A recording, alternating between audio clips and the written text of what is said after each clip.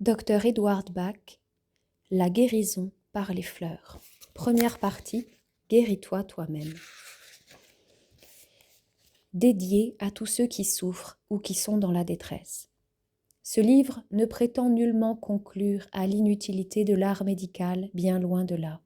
Il se propose plus modestement d'être un guide pour ceux qui souffrent, afin qu'ils recherchent en eux-mêmes la véritable cause de leurs maux et puissent ainsi aider à leur propre guérison.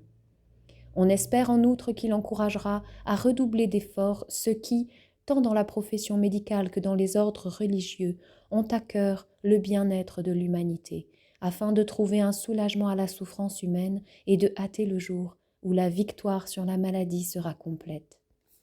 La principale raison de la faillite de la science médicale moderne, c'est qu'elle s'attache aux manifestations et non aux causes. Pendant des siècles, la nature réelle de la maladie a été masquée par le matérialisme, ce qui a facilité l'étendue de ses ravages, puisqu'on ne la prenait pas à son origine. La situation est celle d'un ennemi solidement retranché dans les collines, menant une incessante action de guérilla dans les mondes d'alentour, pendant que la population, ignorant la garnison fortifiée, se contente de réparer ses maisons endommagées et d'enterrer ses morts, qui sont la conséquence de ces raids. Telle est, d'une manière générale, la situation de la médecine d'aujourd'hui.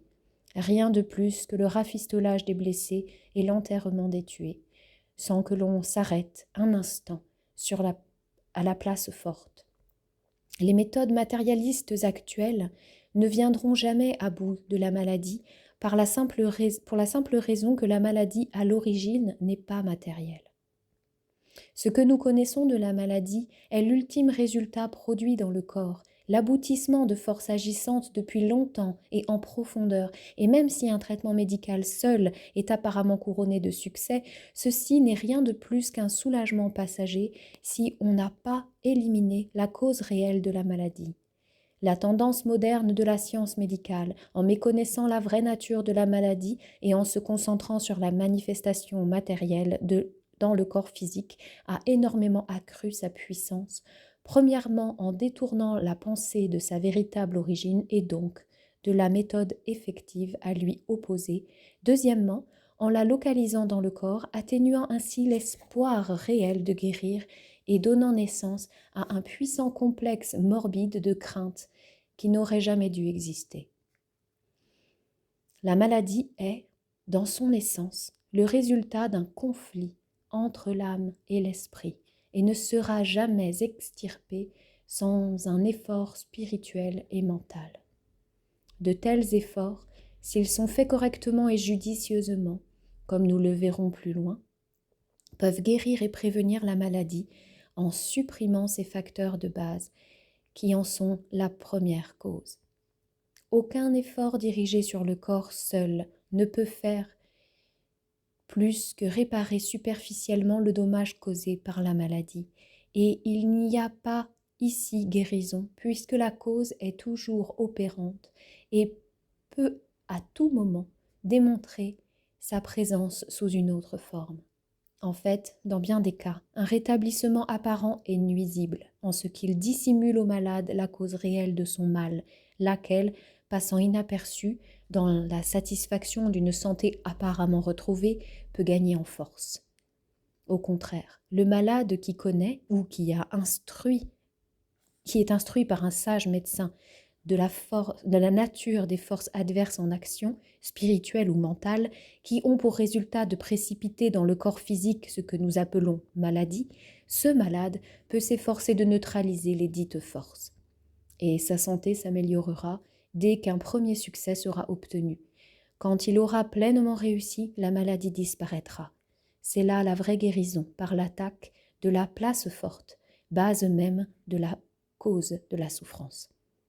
Une des exceptions aux méthodes matérialistes de la science moderne est celle du grand Hahnemann, le fondateur de l'homéopathie, qui, conscient de l'amour bienfaisant du Créateur et de la divinité qui réside en l'homme, en étudiant l'attitude mentale de ces malades envers la vie, l'entourage et les maladies respectives, rechercha dans les fleurs des champs et dans la nature le remède qui non seulement guérirait leur corps, mais élèverait en même temps leur perspective mentale. Puisse sa science être étendue et développée par ces vrais médecins qui ont au cœur l'amour de l'humanité. 500 ans avant Jésus-Christ, des médecins de l'Inde antique œuvraient sous l'influence du Seigneur Bouddha, amenèrent l'art de guérir à la perfection tel qu'il pouvait se passer de la chirurgie, quoique la chirurgie de leur temps fût aussi efficiente, sinon plus que celle de nos jours. Des hommes comme Hippocrate, avec son noble idéal de guérir, Paracelse, avec sa certitude de la divinité dans l'homme, et Hahnemann, qui comprit que la maladie avait son origine sur un plan au-dessus du physique, tous savaient beaucoup de la nature réelle de la souffrance et de son remède. Quelle indicible misère aurait été épargnée aux hommes durant les 20 ou 25 derniers siècles si l'on avait suivi l'enseignement de ces grands maîtres. Mais comme dans d'autres domaines, le matérialisme s'est imposé trop fortement au monde occidental, et pendant si longtemps que les voix contraires ont étouffé celles de ceux qui connaissaient la vérité. En bref, la maladie apparemment si cruelle est en soi bienfaisante et nous est profitable, car si nous l'interprétons correctement, elle nous montrera nos défauts principaux. Traitée comme il convient, elle permettra l'élimination de ces défauts et nous laissera meilleurs qu'auparavant. La souffrance est un correctif qui met en lumière la leçon que nous n'aurions pas comprise par d'autres moyens, et elle ne peut jamais être éliminée tant que cette leçon n'a pas été apprise. Il faut également savoir que chez ceux qui comprennent et sont capables de saisir la signification des symptômes prémonitoires, la maladie peut être prévenue avant son apparition ou avortée à ses débuts, si l'on entreprend le travail correctif spirituel et mental convenable. Il ne faut jamais désespérer, si grave que soit la maladie, car le fait que l'individu jouisse encore de la vie physique est l'indicateur que l'âme qui le gouverne n'est pas sans espoir.